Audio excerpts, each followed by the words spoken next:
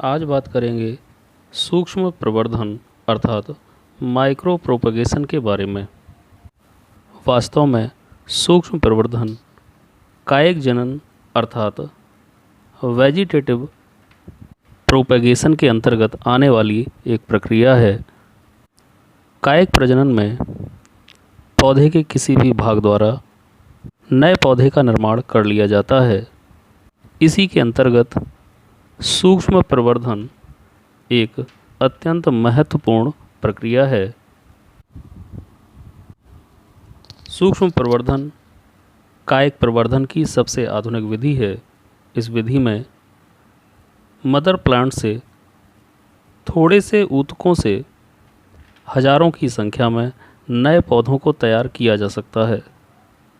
यह विधि ऊतक संवर्धन तथा कोशिका संवर्धन तकनीकी पर आधारित है।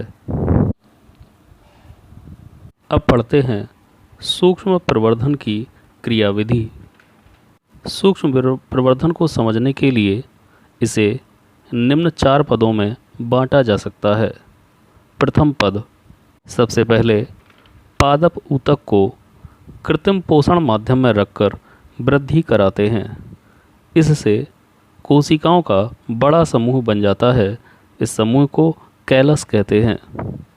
कैलस की सभी कोशिकाएं समान होती हैं।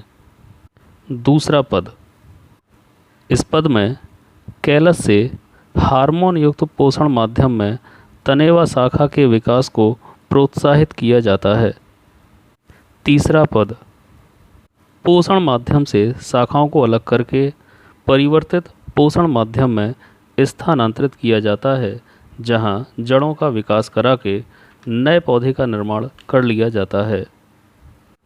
चतुर्थ पद, अंत में पोषण माध्यम से नए विकसित पौधों को निकालकर गमलों या किसी खेत में आरोपित कर दिया जाता है, जहां वे स्वतंत्र रूप से वृद्धि कर पाते हैं।